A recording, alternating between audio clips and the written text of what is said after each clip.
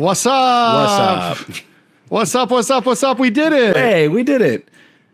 Welcome to No Homo, episode 13. That's right. This Lucky is the No 13? Homo podcast with Jonathan and Tom. I'm Jonathan. I'm Tom. Yeah. Lucky number 13. That's exciting, man. Is it lucky number 13 or is it cursed? Well, I don't know. You tell me. Like, what are we going to... I think we get to pick... You get to pick what you do with this, right? I mean, throughout the history of numbers, I think it's been cursed, but then there are those brave souls among us who want to flip the script on that and make it, so... I feel like we're probably team 13 is a great number. Yeah, for sure. For sure. Happy 13th episode. Yeah, happy 13th episode. I mean, superstition aside, I think it's cool we've made it 13 episodes so far. I can't believe it. We're still weeks. Friends. We're still doing a podcast. Still friends. Are we still friends? Yeah. Yeah, good. Yeah. I'm glad to hear it. We're recording on Monday, September 15th.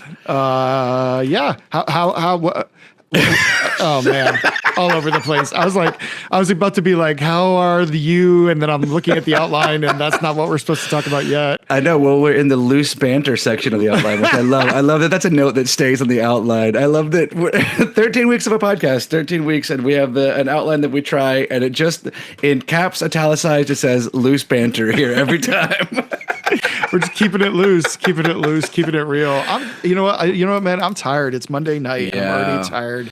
I'm not ready for this week. Yeah. I was thinking that I don't always love recording on Monday nights. It takes a moment to find the energy to record on a Monday night. And then I was like, but when else is there to do it? Because I don't know that there's any time when I have I think it's just being 43 and in the world these days, at no point in my day or night am I like, I'm jazzed. I'm awake. I'm ready to go now. Yeah, totally. So it also would throw off our release schedule, I think, if we went Which is the most important thing. 13 weeks in, we couldn't change. The audience is they're too locked in. They would never find us. Oh my goodness! That would be the problem. We'd just be lost in the back of the Spotify. Whatever. Yeah. Listen, if you have been listening and you're a loyal listener, we want to thank you for being a no homie, and ask you to tell your friends about us. Share the podcast. Yes. If there's an episode you respond to, pass it on. Like and subscribe.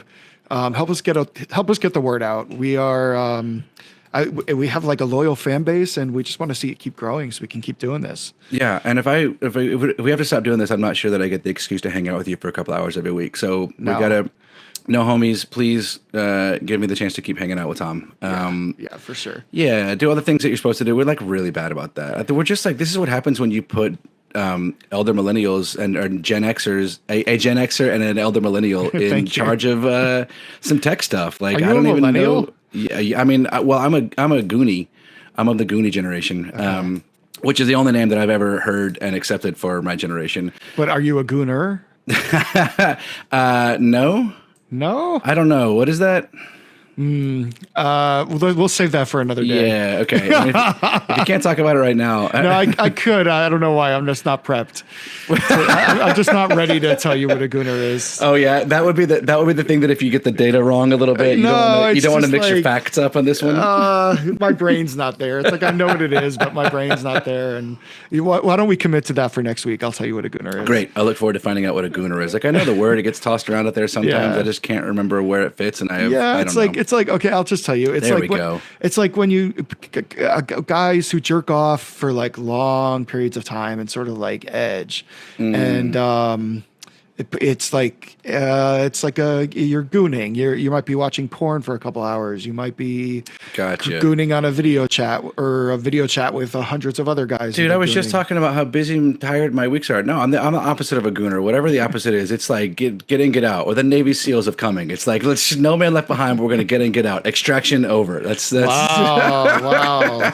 Okay. The chance to slow down and take some time with my wife or even myself is a beautiful, beautiful thing and a rare treat. Yeah. Fair enough. So what's new? I just had to look at notes for a second. Okay, so one thing that we have to discuss that I want to bring to you, and I want to make sure that we are being open about, and we're discussing, and we've continued to do this, and we've started doing this, and I want to continue it. Is tomorrow midday I will be on another podcast. It's the first time that it will. Yeah, so I want to make sure that as I'm here officially opening up this relationship, I want to discuss any kind of guidelines, any kind of parameters you want to discuss right now. Anything?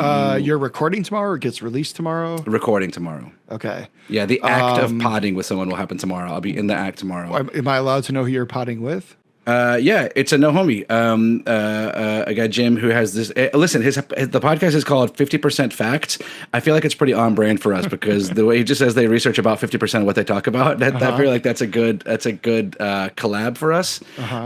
So that's almost all I know about it. That is basically all I know about it. That's the amount of research that I've done on the podcast. That is about 50% of the research. So you don't even know what you're going to talk about? Just like our pod and life and man stuff, and they do a lot of like weightlifting stuff on their podcast. And I like to lift weights, so we'll talk about that some. Is this a straight bro or a gay bro? Straight bro. Okay. It's actually one of the no homies who has talked about having a gay friend and talking to that gay friend and asking why he's never hit on him. And the gay friend saying, "Well, no flirting. Don't, no flirting. He can't flirt with you. You can't flirt with him. That's a definite, I'm not comfortable with that at all. If that starts to happen, I need you to just sign off." Okay. Sure. Well, can I just politely say I'm sorry. We can do it. There's a lot of things we can do, but I'm not flirting is not a thing that I'm open to. Okay. Cool. That's fine, I guess. And just make sure he knows about me and I mean, he knows about you. He hears about he listens. He's a no homie. He's a fan. He knows about you. He knows where my heart is. He knows. Listen, sometimes you gotta sow your oats. You just you gotta live life. Would I think he's hot? Yeah, Jim's a hot dude. He lifts weights. His gay friend thinks he's hot. He's just wifed up, and so his gay friend didn't tell him. So yeah, dude. He's a bear. He's a bear of a guy. All right. You'd like him. You'd be a fan. All right. Well, I want to talk about the Emmys this week. The Emmys were on last night. Did you watch? A little bit. Yeah. Yeah. I was excited to watch. I just wanted to point out two wins that I thought were so exciting. One was Hannah Einbinder for Hacks. This was her fourth nomination. She's been nominated for every season, just like Jean Smart has. Jean Smart has won now 4 seasons in a row, and Hannah has never won. And so seeing that finally happen last night was pretty awesome and felt like sweet justice. And she's so good on the show. And so that was exciting. And then the thing I was most excited about was Jeff Hiller's win for Somebody Somewhere, which was a surprise. People had not been predicting it.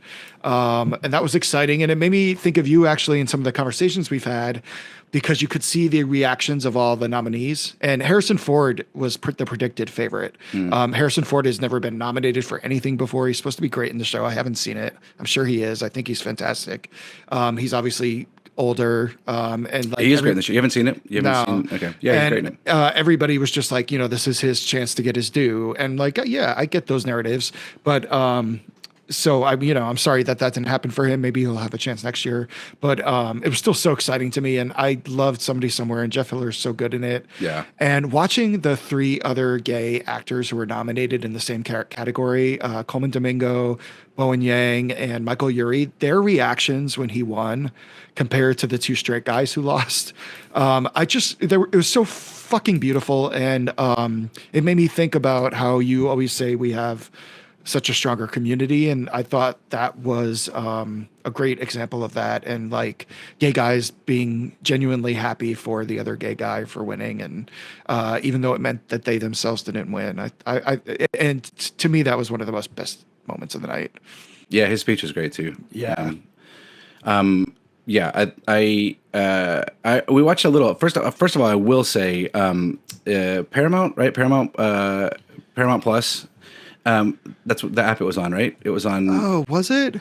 Did you watch it? You watched it on We TV? watched it through CBS, but getting the CBS app working, we didn't get into it till 8:30 because it was a nightmare. Frankly, we only watched the first couple. We watched the opening monologue. We watched the Boys and Girls Club be turned into a leverage piece. Yeah. And then we saw the first couple of awards, but it was all on Jen's phone because we couldn't get the app to work, because I feel like these apps, everything's going that direction, but also they can't keep up with live stuff. It never works well. And so we just gave up before. I was like, I'm not going to watch this on my phone. I'll see all the clips that I care about tomorrow. All the good stuff will be clipped and put on social media. So on one hand, I love the award show season. Although we were super confused by the season technically, because the Emmys have moved so many times recently that I was Yeah. like so surprised that it snuck up on me. I was like, wait, they're here. Yeah. COVID messed it up. And the strike, and then there's yeah. all sorts of And their season's weird usually, anyways, and like so it's confusing because some of these shows we've been talking about for like almost over a year, and it's like what? Yeah, but I realized that, and I guess that makes more sense for TV because like you might. If you're gonna have a lull somewhere, better to have a lull between the show's ending and the awards, so then the awards can go quickly into the new season. Yeah. Because you don't want to have like awards and then have a whole summer off to forget about all the shows. Yeah. Because the whole point of these awards is to get people to watch TV again. Totally. But also shows premiere now all year long, so there is not really the same kind of television season there was when we were younger. Yeah, I still feel like the summer is kind of a drought for like not large scale production, but like the Prestige quantity, stuff. like a lot of shows. Yeah. There's still like definitely good stuff can come out at any time. You never it's all just the Wild West now. You never know when something's going to come out. Yeah, for sure. Go ahead. Well, I was going to talk about, speaking of Wild West, is these kissing bugs. You Oh. heard about this? No. Dude, there's these bugs. They're called kissing bugs, and they spread Chagas disease, I think it's called. And I guess they're common in Central America, and now they're in like 13 states, I think, lower US right now.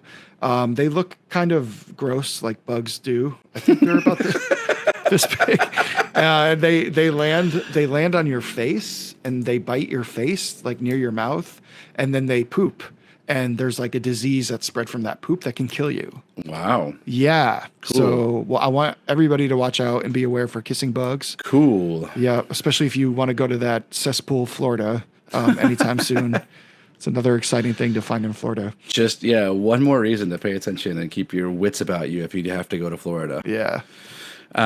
I want to circle back away from Florida for a moment and say that kind of back in entertainment, the film that I shot that premiered at Toronto International Film Festival week before last, got picked up by a distribution company. So, holy shit! Yeah, so Roque Entertainment now has the rights, and that's all we know so far. But Deadline just had the announcement, and the director just texted me the article. So it's like I learned two things. I made the cut, and the movie has at least a distribution agency now. Okay. There's nothing more beyond that, but these guys Roque is like new. They're a small.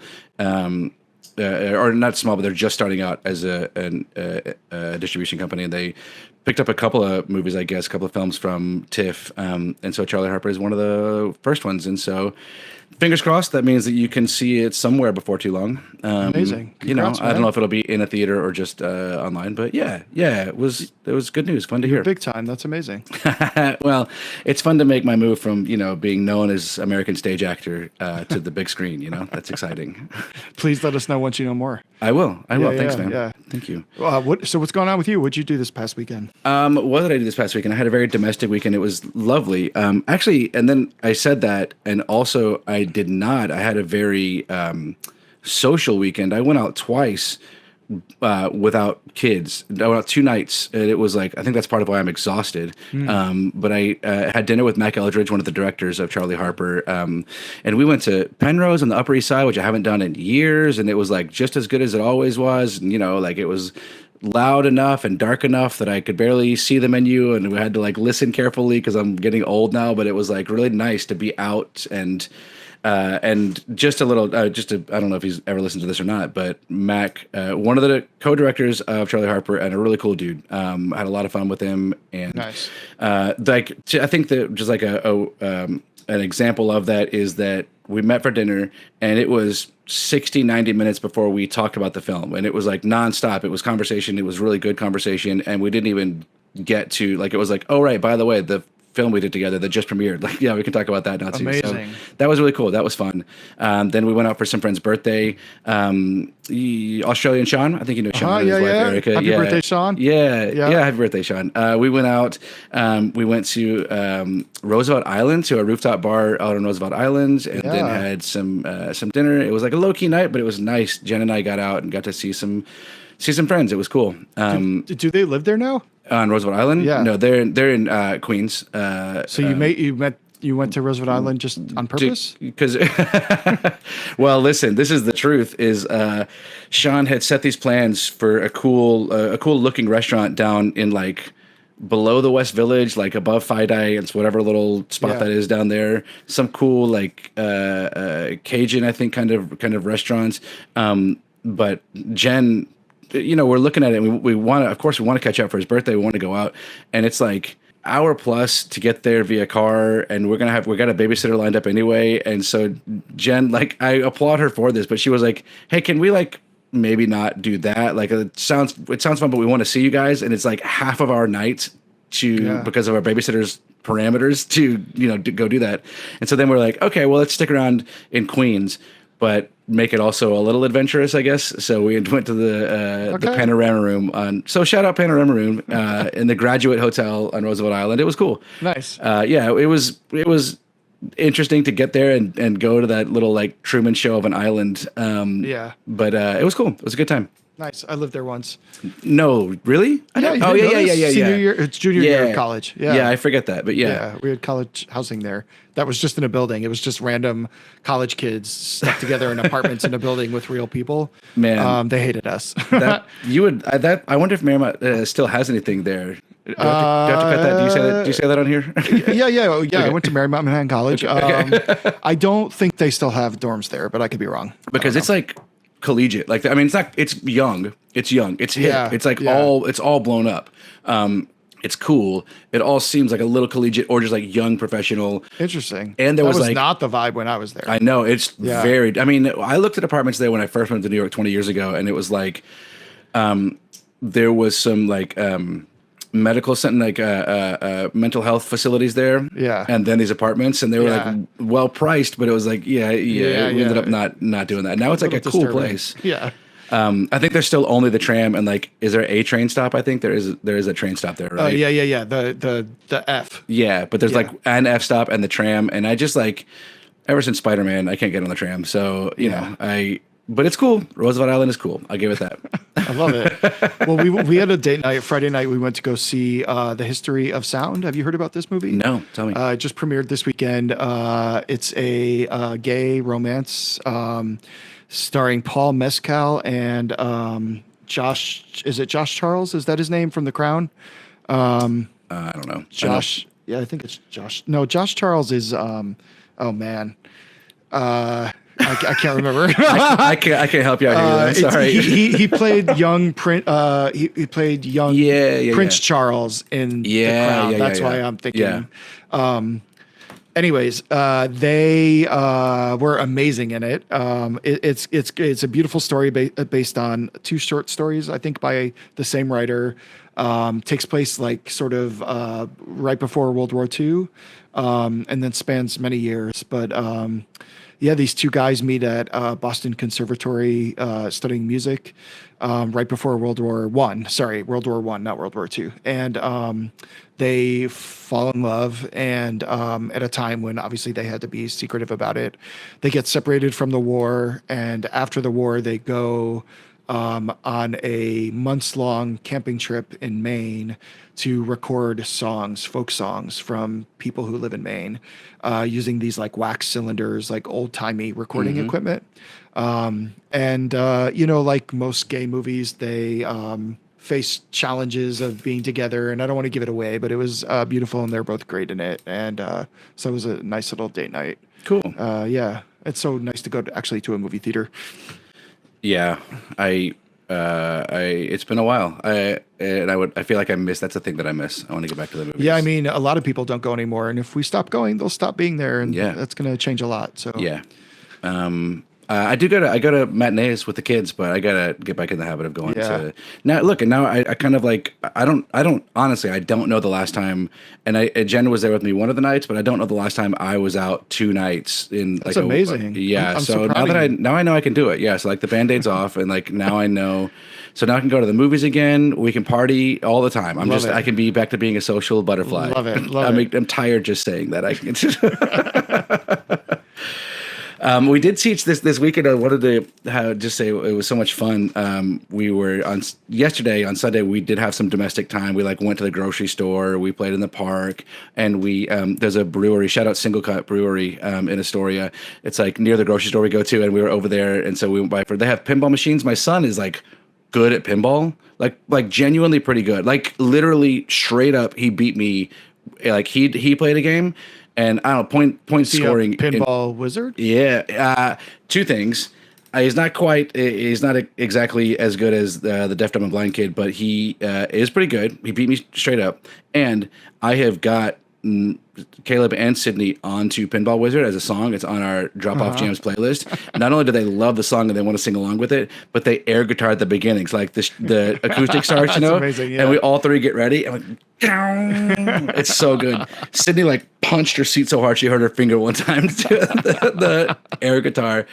Couldn't have been more proud. But so pinball is a given. He's much better than I am at pinball, and she's 4.5, but surprisingly good for our 4.5-year-old.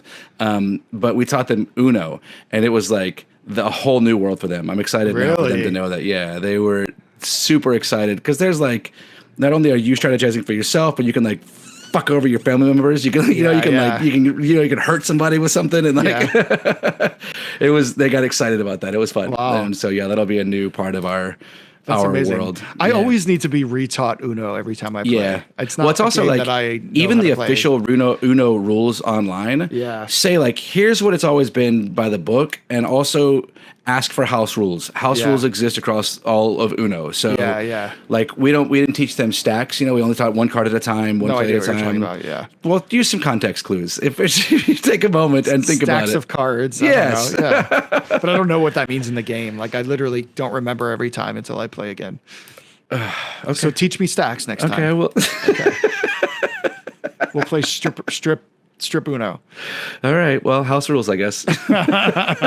We'll do it at my house then. All right, let's jump into the big news of the week. Great. Little change of tone here. Yeah, let's do it. I do think we should talk a little bit about the assassination of Charlie Kirk. Sure. I guess, I don't know. I mean, I don't even know really how to talk about this, but I wonder first, like, how did you react to the news?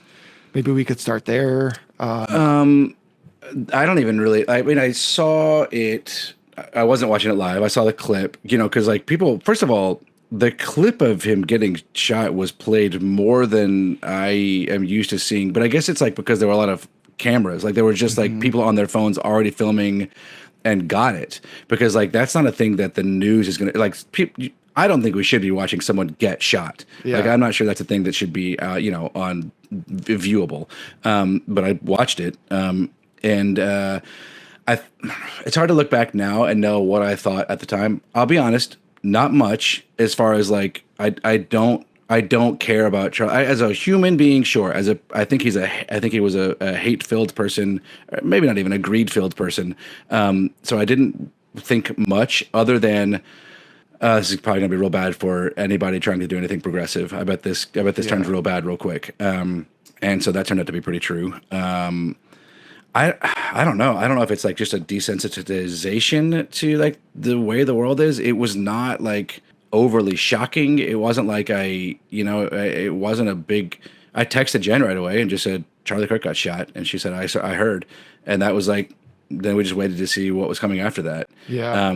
Like I remember when Trump got shot in the ear last year, I was like, oh, we just like Trump just won this election like that. That was a huge problem. Now this is over. This one I don't think I really anticipated the wave that came with it, but that inkling was there of like, oh, this is going to be a problem. This is going to turn into a battle cry that whether it should be or not, whether that's what is going on here or not, it's going to be a thing. What about you? What was your initial reaction? Yeah, I mean, well, first of all, I want to say that, the gun, the seeing the video and your point about that, I think is like a good one. I think most people don't remember this is the wrong word because we weren't even alive for it. But my understanding is that when JFK was shot, that footage was not all over the news. We only know that footage now really from the Oliver Stone movie, and the famous footage that was filmed by what's his name? Josh Charles. It starts with an F, but there's a guy who was filming on his whatever kind of camera they used back then, and that footage was incorporated into Oliver Stone's movie, and now it has now been seen everywhere and sort of ubiquitously. So we all, I think, have a visual of what that shooting looks like now. Yeah. But they didn't at the time. Right. And the news was just like broadcast on the news.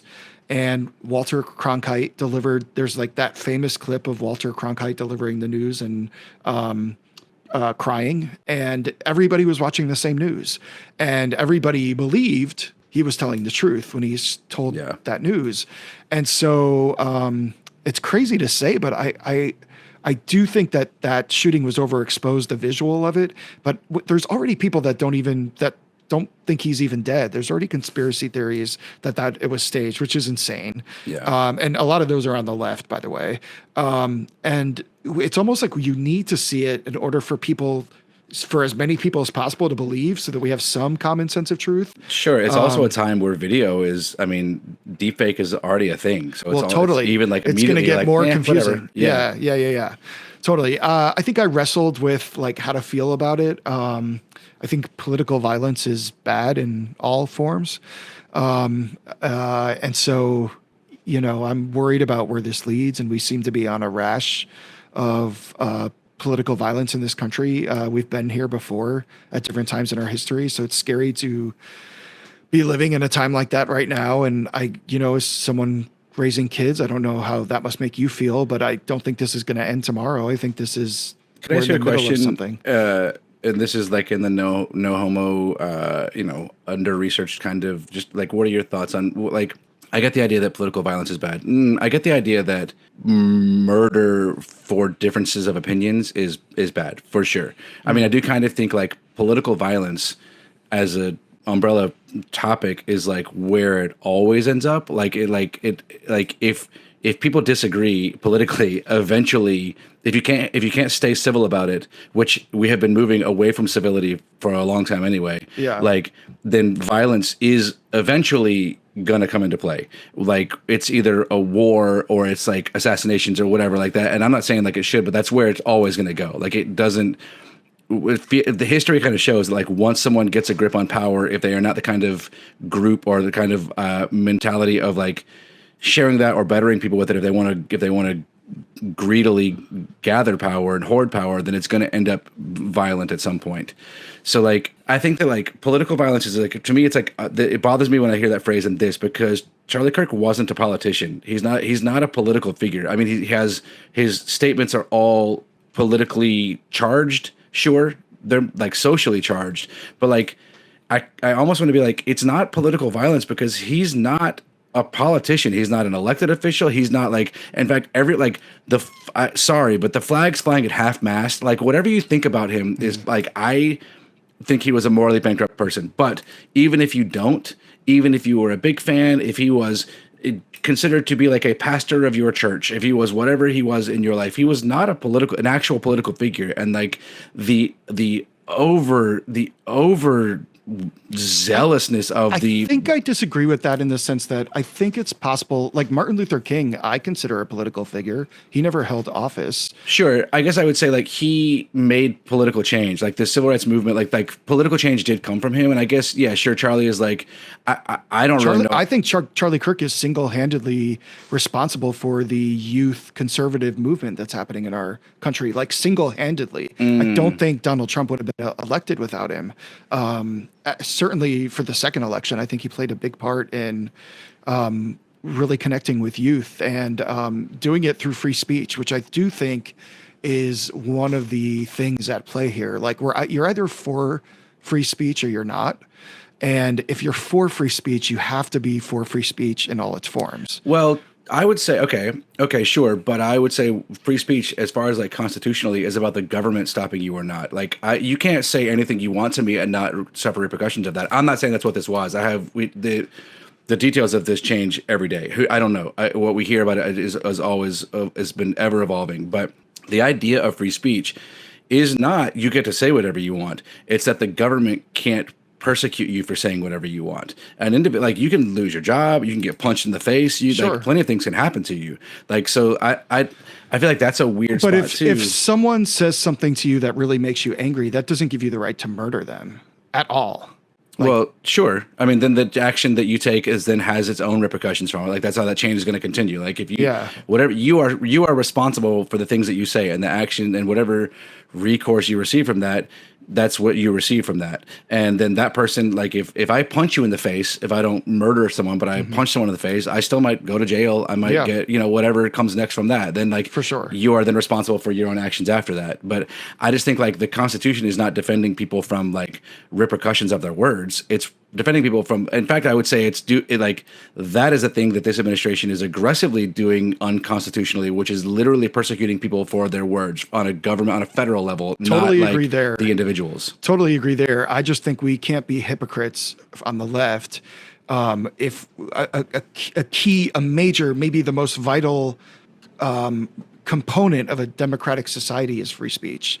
And the minute we start to backtrack on that from our point of view, then we're playing our hand. We're giving up the moral high ground. I guess. I mean, the moral high ground is like, okay, I have a hard time with that one too. Like the moral high ground gets you also shot. Like I'm sure, like, yeah, I mean, it's, I understand where all of your points are coming from. And I certainly, feel the same anger towards Charlie Kirk. Obviously, I'm a gay man who hopes to marry a gay black man. So Charlie Kirk is not a fan of us, or was not a fan of us. And so I don't feel, any love loss for his loss. So I had mixed feelings about hearing that he was shot, of course, and struggled with them and struggled with like the hate it brought up in me, and then starting to wonder, like, does this mean we are are we closer and closer to this civil war we've all been talking about coming, and what does that mean? But I don't know. I mean, as angry as we all are, and is that what we want? Is that what you want? I mean, I don't know. I don't know. I also like this wasn't I don't know. The murderer is not a friend of mine. I don't understand their ideals. I don't actually know where they're coming from at all. I've heard many, many different things about where they're coming from to begin with. So I will say I think there's a like it's funny because I agree with you in the big picture, like equating him to Martin Luther King Jr. Like because that's out there being said, right? That's a thing that's being, especially as an assassination. But like one person was talking about what was loudly speaking about equality, and one person is loudly speaking about inequality. Like there's like it like disinformation to push an inequality agenda is like, I don't know, like I'm not saying anyone should die over their words. I do think there's a difference in like speaking up and speaking for your own rights versus like spewing hate and misinformation about groups of people. I mean, I don't think that anyone deserves to get shot for their words, but also like your words can, like, I don't know how far that goes, like words can stir things that cause things that create major problems, that create violence, that push these agendas of inequality, and I don't know, like push hate, and it's all, I don't know. I don't see any future in my life where I kill somebody for a thing they said, but I hope that I don't have to see a world in which I would kill anyone for any reason. And I don't know, Civil War talk is like, I mean, the only reason that I think we're far away from that is not because of any kind of like evolution mentally or emotionally, but it's actually like a lack of motivation and organization on any side. Like, I don't know how, like, sure, if a bunch of like far right conservatives want to get their guns out and go attack the people they think of as far left, or anybody they want to go attack, like, yeah, we could have major riots across the country. We could have major problems across the country. Like, I don't know how we get from where we are right now into what could be actually called a civil war. Because like, I mean, it's hard to even know what it looks like. You think of Civil War and you picture bayonets and being on a field and like, but also like there was an organization to those armies. Like, I don't know how the South as a group was like, we got to get together. I mean, the Union was the Union and had had an army, had a military, and then all the other guys like got together. I don't know, maybe that's when we all get attacked by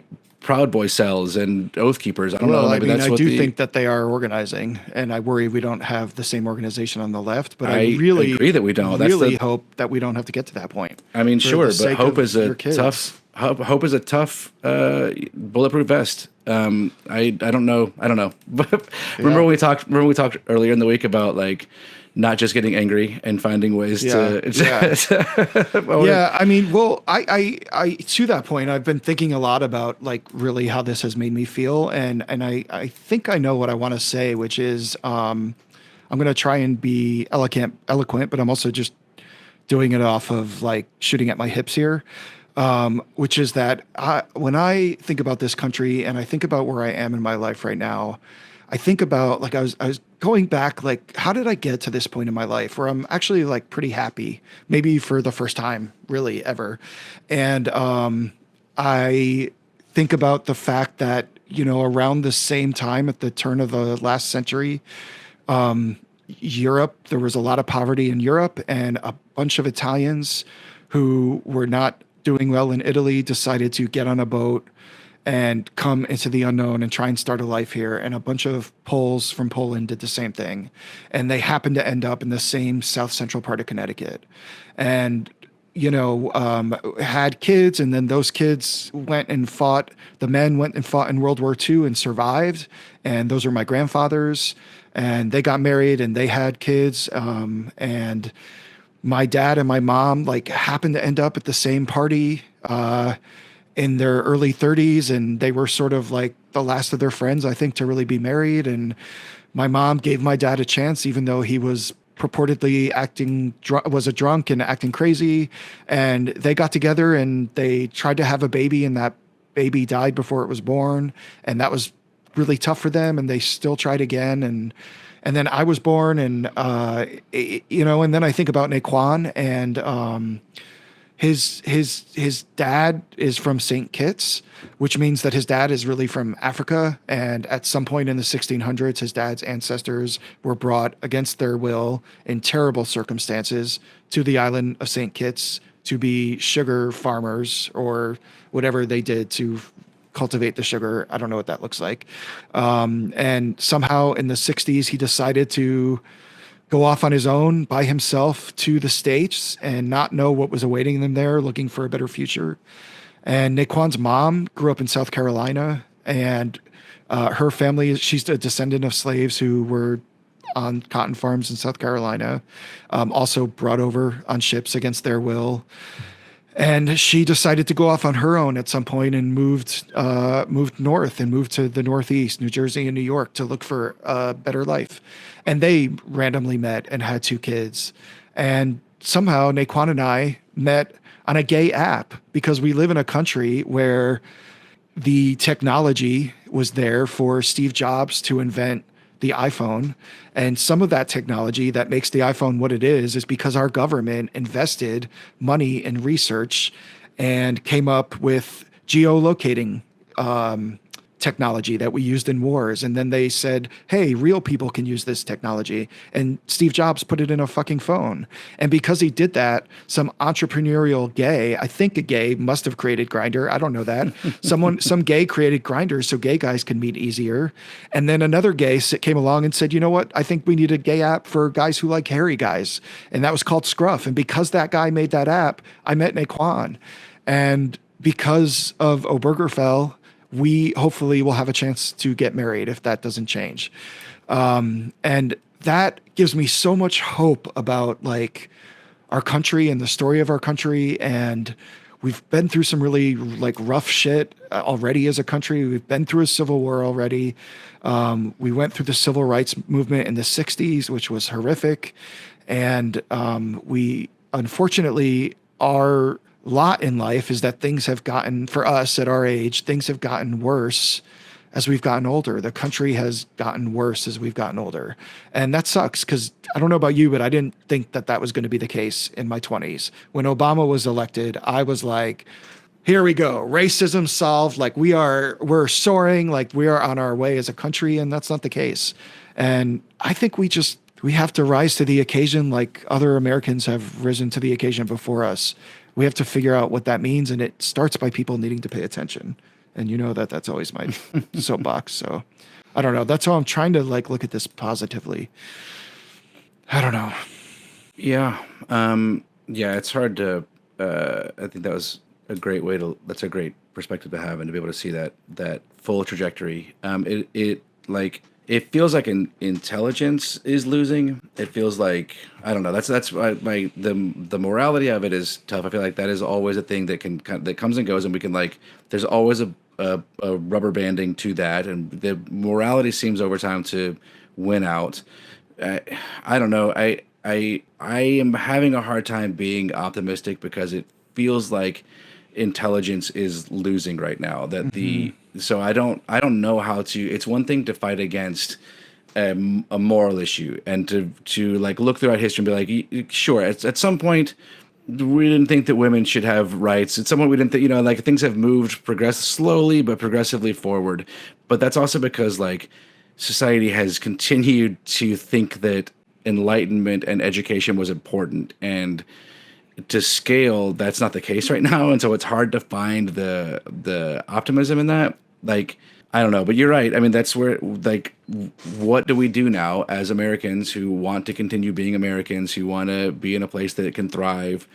Like, I had the thought like the intelligent people like cannot lose this. They're the smarter people. Like figure it out. I don't know what that means. I don't know what it means, and I think that I don't know that certainly like the fact that, and I'm saying this like for myself, like I get that Charlie Kirk can like garner a rally and a lot of people pay attention, but like I wouldn't have even known to think of him as someone that important because of how siloed even I think of myself as relatively under like aware of what's happening big picture. It's still like my silo, and it's tough to like I don't know how to begin undoing that. It's like I don't know. I don't know. I don't know. I think we have to be proactive. We have to talk to each other. We have to talk to our family, not be afraid to talk about politics with our families. We have to organize better. We have to support candidates who believe in the things we believe in and work our asses off to help them get elected. We have to donate. We have to knock door to door. We have to make phone calls. We have to get other people to do that. We have to like put our money where our mouth is, I think. I don't know.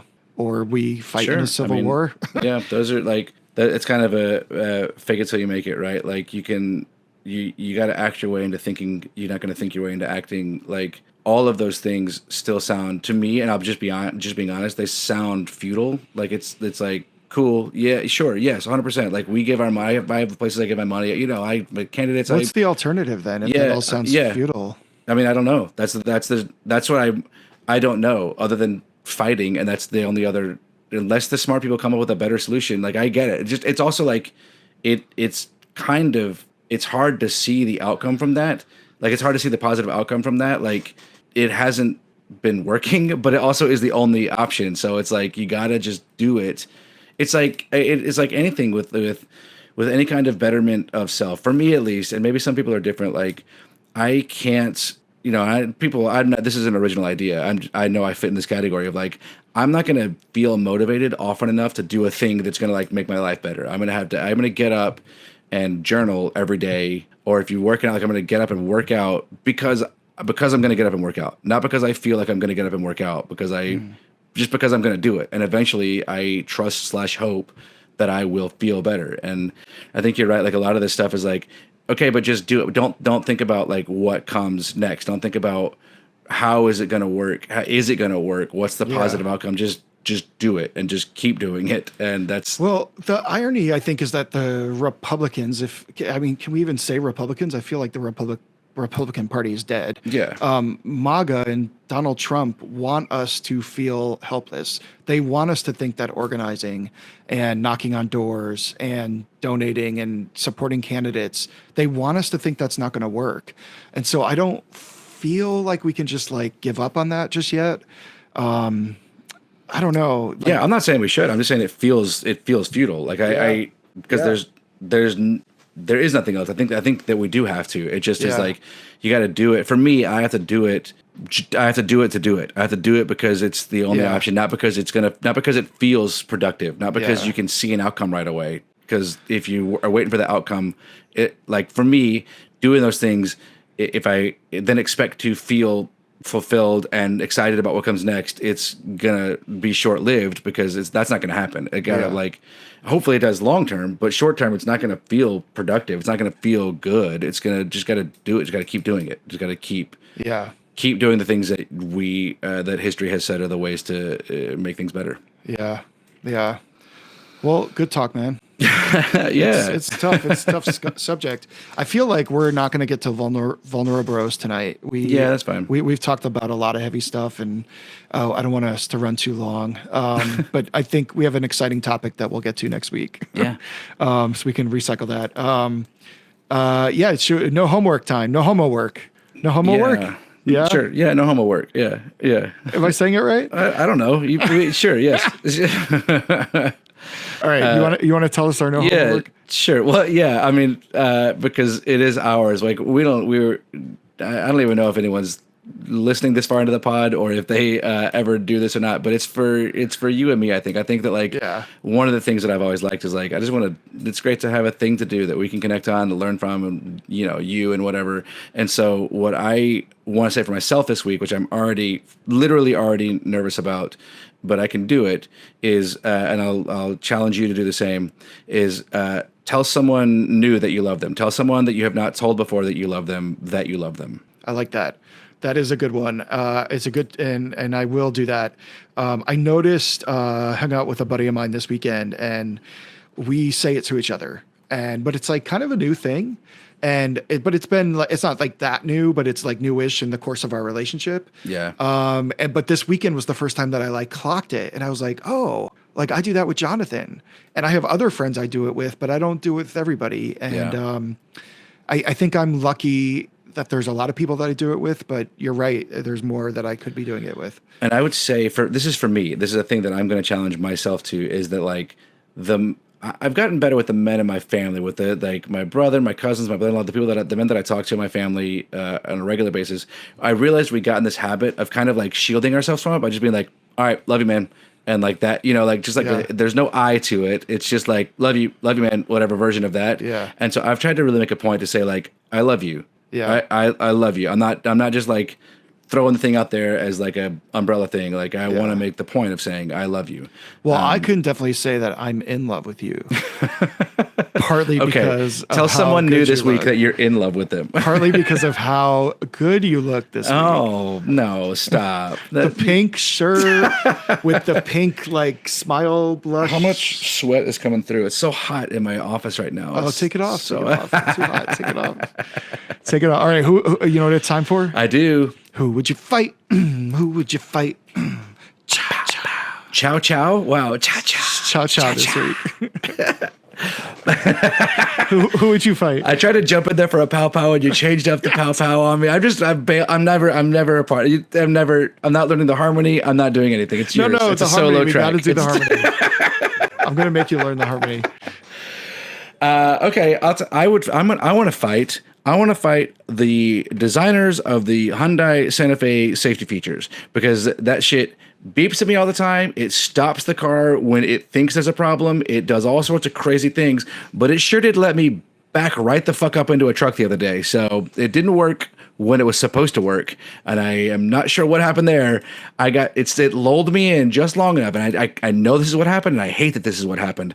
I hate all these bells and ding dongs and things that it hits the brakes, but it has lulled me into a sense of security that says, sorry, okay. What's happening? I got a note on my side that says video upload stalled, and it was behind my ring, but okay, it probably doesn't matter.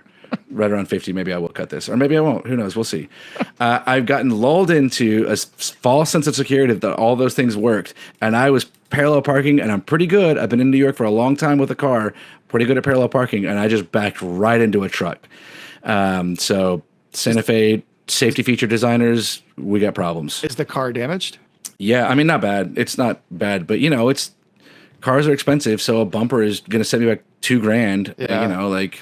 Remember when I rear-ended someone with your guys' car? Whoops. And then went to Burning Man and left it in a car and was in the car garage. It was like, you guys pick it up. I'm out. I do remember that. Yeah.